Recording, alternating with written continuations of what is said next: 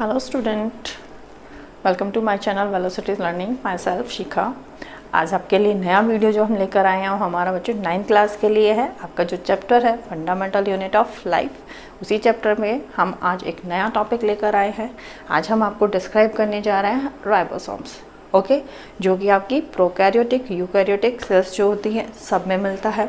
Okay, अब ये देखो बच्चों, सबसे पहले हमने बताया था कि सेल तो बहुत टाइम से डिस्कवर हो गई थी, राइट सेल, लेकिन उस टाइम पे जो हमारे पास में माइक्रोस्कोप थे वो बहुत ज़्यादा पावरफुल नहीं होते थे, ठीक है। लेकिन बाद में जाकर जब इलेक्ट्रॉन माइक्रोस्कोप जो हुआ डिस्कवर्ड हुआ, फिर हमारे लिए जितने भी जो सेल का स्टडी था वो इजी हो गया। बहुत सारी डिस्कवरीज हुई उसके बाद में, उन्हीं में से एक ये आज को बताने जा रहे हैं आपको, राइबोसोम्स।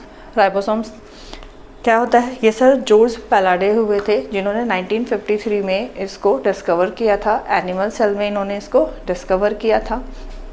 ये होता क्या है देखिए, अगर इसको इंट्रोडक्शन देने तो ये इंट्रोडक्शन में टाइनी ग्रैन्युलर पार्टिकल्स, अगर हम माइक्रोस्कोप्स के थ्रू सेल को देखते हैं तो उसमें हमें ग्रैन्युलर छोटे छोटे से पार्टिकल्स जो होते हैं वो दिखाई देते हैं, राइट। उन्हीं को क्या बोला है कि टाइनी ग्रैन्युलर पार्टिकल्स, जो राइबोसोम्स होता है।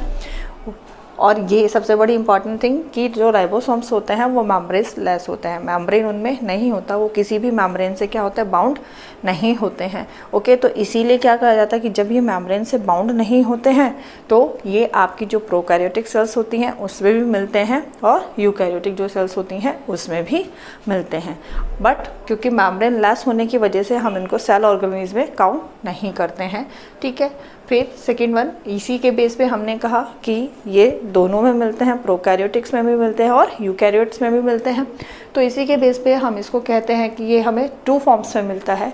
फर्स्ट वन हमें ये, they can be free floating in cytoplasm, यानी जो आपकी प्रोकैरियोटिक सेल्स होंगी उसके साइटोप्लाज्म में ये फ्रीली कहीं भी मूव करते हुए दिखाई देंगे।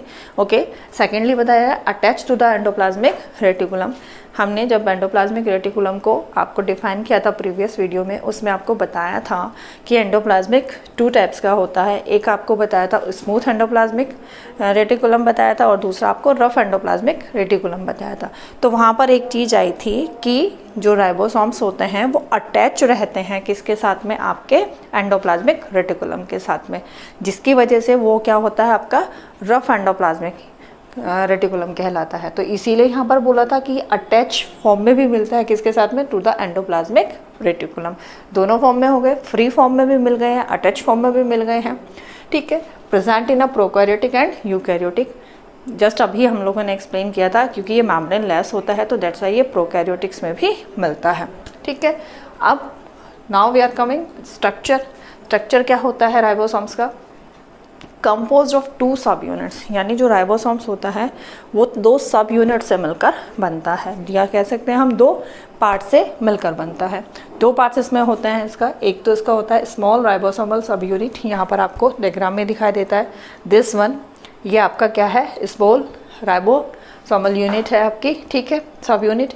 दिस वन जो आपको लार्जर दिखाई दे रहा है, ये आपका क्या है, लार्ज राइबोसोमल सब यूनिट। तो ये 2 यूनिट्स में डिवाइड होता है, स्मॉलर में और लार्जर में, ठीक है। यहाँ पर मेन जो होता है, ये हमारा जो काम करती है, जो स्मॉलर होती है, ये हमारा रीड करती है आपके मैसेंजर आरएनए को, जो यानी डीएनए मटेरियल से जो भी आपकी इंफॉर्मेशन आती है वो आपके मैसेंजर आरएनए तक आती है। और मैसेंजर आरएनए कहाँ होता है, आपके जो ये शॉर्ट वाला, जो छोटे वाला स्मॉलर जो आपका राइबोसोमल सब यूनिट्स होती है वहाँ पर होता है। तो मेन वो इन्फॉर्मेशन यहाँ तक आती है। दूसरा आपका आता है लार्ज राइबोसोमल, जो आपका ये बड़े वाला यूनिट होता है, सब यूनिट है। इसके अंदर क्या होता है, विच ज्वाइन अमीनो एसिड्स, ठीक है, जो हमारी फूड के थ्रू अमीनो एसिड्स जो होते हैं उन अमीनो एसिड्स को क्या करती है, ये ज्वाइंट करता है और क्या बनाता है, पॉलीपेप्टाइड चेन बनाता है। जैसा आपको इसमें दिखाई दे रहा होगा, ये दोनों आपके स्मॉलर और जो बिगर हैं वो दोनों अटैच हो रखे हैं यहाँ पर, ठीक है। ये बीच में आपको रेड जो दिखाई दे रहा है, यहाँ पर ये आपका क्या है, मैसेंजर आरएनए है, ओके। यहाँ पर ये आपका क्या कर रहा है, ट्रांसफ़र आरएनए है, यानी जो ट्रांसफ़र आरएनए होता है ये क्या करता है, आपका यहाँ पर अमीनो एसिड्स को कलेक्ट करता है, यहाँ पर यहाँ तक लेकर आता है इसको, और यहाँ पर ये क्या हो जाती है, इस तरीके के आपके अमीनो एसिड्स जो होते हैं इस तरीके की एक चेन जैसे कह देते हैं, किसकी, प्रोटीन्स की एक चेन, इस तरीके से अमीनो एसिड्स की ये चेन फॉर्म होती है, जिसको कि हम क्या बोलते हैं, पॉलीजोम्स, ठीक है, ये पॉलीजोम्स होती है परफॉर्मिंग, ठीक है, फॉर्मिंग यहाँ पर प्रोटीन बनता है यानी इसके अंदर। तो ये जो आपको यहाँ बताया कि जो लार्ज राइबोसोमल सब यूनिट होती है इसके अंदर जॉइन अमीनो एसिड्स को ये ज्वाइन करती है, इस तरीके से ज्वाइन करती है और क्या बनाती है आपकी polypeptide chain. This is called the polypeptide chain, ठीक है, पॉलीपेप्टाइड चेन इसको हम बोलते हैं, अनदर नेम पॉलीसोम्स भी बोलते हैं। अब यहाँ पर देखो ये आ गया है लार्ज सब यूनिट है, ये स्मॉलर सब यूनिट है, ओके। फिर आता है इसमें, अब इसको हम स्मॉल को और लार्ज को एक और तरीके से हम जान लेते हैं। देखिए यहाँ पर आपका 70S, ठीक है, 7 हमारे स्मॉल राइबोसोम्स होते हैं। इसमें जो बताया था स्मॉल राइबोसोम्स कि इनका जो साइज़ होता है बताया था कहीं बड़ा कहीं छोटा होता है, वेरिएशंस होता है इनके साइज़ में। और ये भी वेरिएशन देखो किस लिए होता है कि बहुत सी आपकी ऑर्गेनिज्म ऐसी होती हैं जिनको जो प्रोटीन होता है कम नीड होती है, प्रोटीन की कम रिक्वायरमेंट होती है, तो वहाँ पर ये जो राइबोसोम्स होते हैं क्वांटिटी में कम होते हैं। लेकिन जहाँ पर जो रिक्वायरमेंट होती है, प्रोटीन की रिक्वायरमेंट बहुत ज़्यादा होती है, क्योंकि प्रोटीन हमारी एक्टिविटीज़ के लिए बहुत ज़्यादा इंपॉर्टेंट होता है, जो हमारे जैसे ह्यूमन हैं इनकी एक्टिविटीज़ के लिए बहुत ज़्यादा इंपॉर्टेंट होता है। तो वहाँ पर जो नंबर ऑफ राइबोसोम्स होते हैं वो ज़्यादा क्वांटिटी में आपको मिलते हैं। तो यहाँ पर इसमें ये बताया है कि ये स्मॉल्स होते हैं 70S, जो कि आपकी ऑलमोस्ट क्या होते हैं प्रोकैरियोटिक जो आपकी सेल्स होती हैं उनमें प्रेजेंट होते हैं। बट ये सम आपकी जो यूकैरियोटिक सेल्स होती हैं उनमें भी प्रेजेंट होते हैं, जैसे आपका माइटोकॉन्ड्रिया होता है, प्लास्टिड्स होते हैं, उनमें भी ये प्रेजेंट होता है। क्यों? क्योंकि उनके पास में खुद का DNA होता है और खुद का प्रोटीन होता है। तो दैट्स वाई ये मोस्टली जो आपका जो लार्ज वाला है जो 80S है ये राइबोसोम्स की फॉर्म होती है।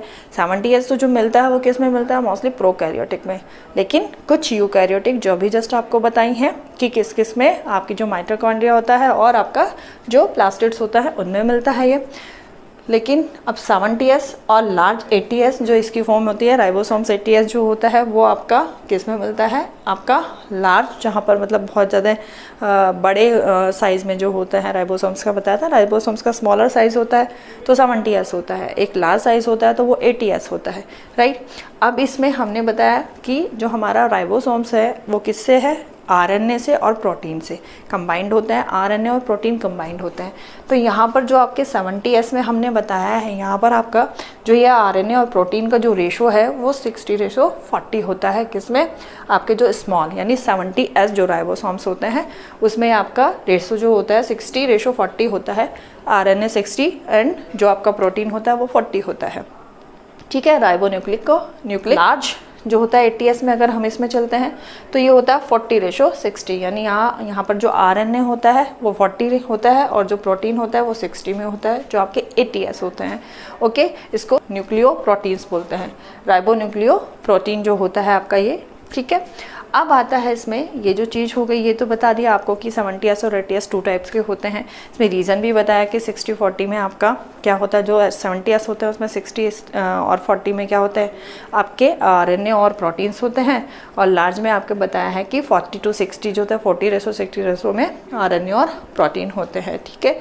अब ये तो बता दिया कि खाली प्रोकैरियोटिक्स में होता है, लेकिन कम कहीं कहीं पर जो बताया सम सेल्स जो होती हैं ऑर्गेनीज होते हैं उनमें ये मिलता है 70S। लेकिन जो लार्ज वाले होते हैं 80S ऑलमोस्ट किस में प्रेजेंट होते हैं आपके, जो आपके यूकैरियोटिक सेल्स होती है उसमें ये 80S फॉर्म्स जो होती है राइबोसोम्स की प्रेजेंट होती है, ठीक है। इसी वजह से जो आपके यूकैरियोटिक राइबोसोम्स होते हैं, यहाँ पर लिखा है कि eukaryotic ribosomes are slightly larger than prokaryotic ones, ठीक है। जो हमारे राइबोसोम्स होते हैं यूकैरियोटिक के राइबोसोम्स का साइज बड़ा होता है, स्लाइटली बड़ा होता है कंपैरिजन टू प्रोकैरियोटिक सेल्स, ठीक है।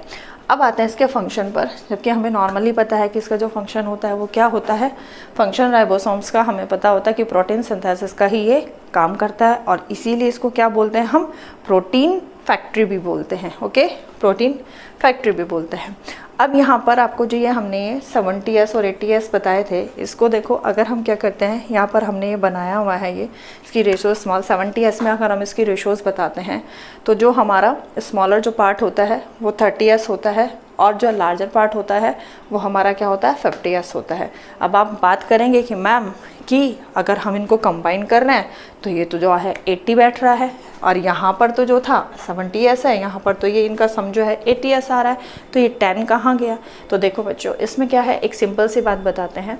आप अपने पास में, मैं जैसे जस्ट यहाँ पर आपको मार्कर से बता देती हूँ।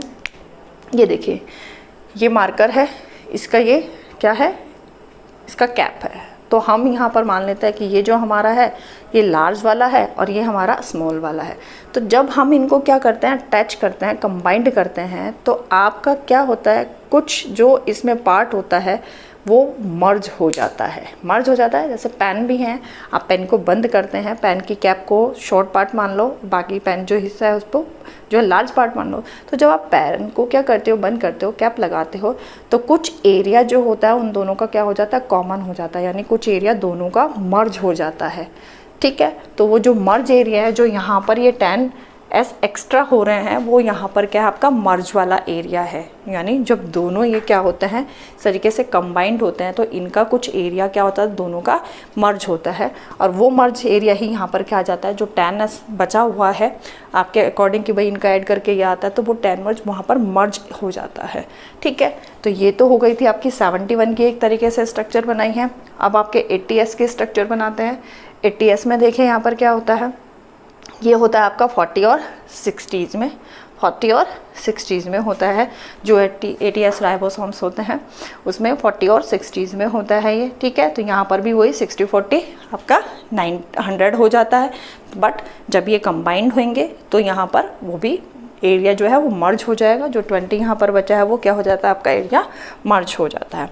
अब इम्पॉर्टेंट थिंग इसमें एक चीज़ और आती है कि हमारे ये सेपरेट भी मैंने आपको दिखाए हुए हैं और आपको कंबाइंड भी दिखाए हुए हैं। तो इसका एक रीज़न होता है, क्या होता है कि मैट्रिक्स तो इसमें होता ही है, साइटोप्लाज्म में आपको पता होता है कि मैट्रिक्स फिल होता है। तो उस मैट्रिक के अंदर जब आपके जो मैग्नीशियम आयन की जो कंसंट्रेशन होती है या जो वैल्यू होती है वो बिलो द क्रिटिकल लेवल हो जाता है। ठीक है, the value of the magnesium ion, ठीक है, बिलो द क्रिटिकल लेवल, तो उस कंडीशन पे ये क्या हो जाता है, ये आपके सेपरेट हो जाते हैं। ठीक है, ये आपके सेपरेट हो जाते हैं। जैसे I have written here magnesium ion low concentration, यानी जब आपके वहाँ पर जो मैग्नीशियम आयन की क्वांटिटी जो हो जाती है या लेवल जो कम हो जाता है उसके क्रिटिकल लेवल से भी, एक मतलब हम किसी चीज़ का लेवल बना कर रखते हैं कि यहाँ तक ये लेवल रहेगा तो सब चीज़ें स्मूथली चलती रहेंगी, लेकिन जब वो लेवल कम हो जाता है तो वहाँ पर जो प्रोसेस वो चल रहा है उसमें कोई ना कोई क्या होता है, एक नॉर्मली वो प्रोसेस नहीं कंटिन्यू होता। तो यही चीज़ यहाँ पे बताई है कि ये तब तक तो अटैच रहते हैं, तब तक मैग्नीशियम आयन की जो कंसंट्रेशन होती है वो मैट्रिक्स के अंदर ज़्यादा होती है। ठीक है, लेकिन जब एक क्या हो जाएगा कि मैग्नीशियम आयन एक क्रिटिकल लेवल से कम हो जाएंगे, तब ये दोनों क्या हो जाएंगे, आपके लार्ज वाला और स्मॉल वाला पार्ट दोनों क्या हो जाएंगे, अलग हो जाएंगे। ओके, तो यही इसमें इंपॉर्टेंट चीज़ें आपको बताई थी इस तरीके से कि राइबोसोम्स जो होते हैं मेन क्या होते हैं आपके 2 टाइप के होते हैं, 70s होते हैं और 80s होते हैं। ठीक है, बस प्रोकैरियोटिक्स में 70s मिलते हैं, यूकैरियोटिक्स में 70s भी मिलता है और कुछ 80s तो मेन होता ही होता है, लेकिन 70s भी कुछ यूकैरियोट्स में मिलता है। ठीक है, अब यहाँ पर आपको लग रहा होगा मैडम इतनी देर से एस किए जा रहे हैं हम, हर जगह हमने यहाँ 70s, यहाँ 80s, यहाँ पर भी आपने 50s 30s लिखा हुआ है। ठीक है, 60-40, तो ये एस होता क्या है, तो देखो एस जो होता है ये सोडेबर्ग यूनिट होती है। जैसे किसी भी चीज़ को हम मेजर करते हैं, आप लेंथ को मेजर करते हो तो वहाँ पर मीटर किलोमीटर लेते हो, तो इस तरीके से भी ये भी यूनिट है जो हमें क्या बताती है, gives detail about size and density ribosomes. जो हमें जो ये एस होता है ये हमें राइबोसोम्स की डेंसिटी और राइबोसोम्स के साइज़ को बताता है। ठीक है, तो ये एस यहाँ पर आपका ये होता है। ओके, तो ये आपका राइबोसोम्स जो हुआ, इतना पोर्शन हम आपको एक्सप्लेन कर चुके हैं राइबोसोम्स को लेके। अपना नया वीडियो फिर से हम लेकर आएंगे आपके तक के लिए। Stay healthy and keep watching my channel. Thank you.